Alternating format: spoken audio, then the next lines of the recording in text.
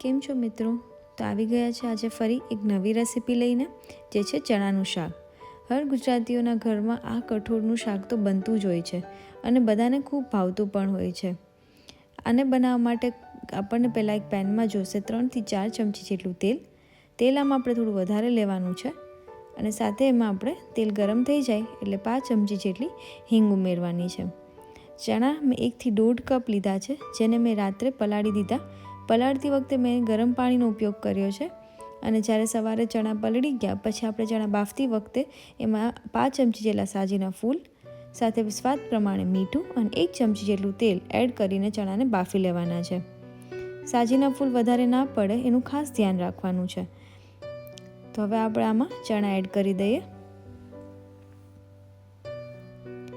ચણા એડ કરી લીધા છે. હવે આપણે બધા મસાલા એડ કરવાના છે.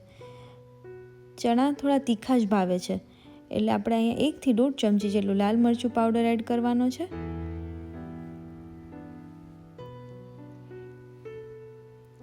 એક ચમચી ધાણા જીરું, અડધી ચમચી હળદર,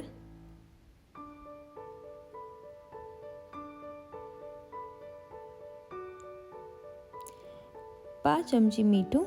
બાફતી વખતે આપણે મીઠું ઉમેર્યું છે એટલે અહીંયા આપણે ઓછું ઉમેરવાનું છે. સાથે 1 ચમચી ખાંડ અને અડધું લીંબુ.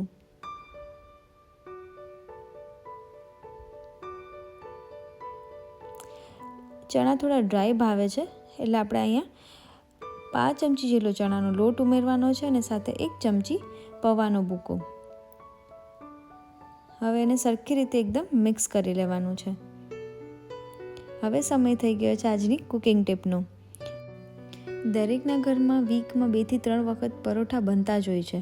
તો આજની કુકિંગ ટિપ એ જ છે, જ્યારે તમે પરોઠાનો લોટ બાંધો છો ત્યારે એમાં તમે બાફેલા બટેટાને ખમણીને એડ કરો, જેથી પરોઠા એકદમ સરસ ક્રિસ્પી અને ટેસ્ટી બનશે.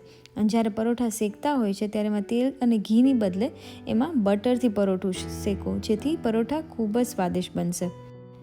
તો ચણાનું શાક રેડી છે અને કોથમરી વડે મેં ગાર્નિશ કર્યું છે. જો તમને આ રેસીપી ગમી હોય તો ચેનલને લાઇક કરો, શેર કરો અને સબસ્ક્રાઈબ કરજો. Thank you.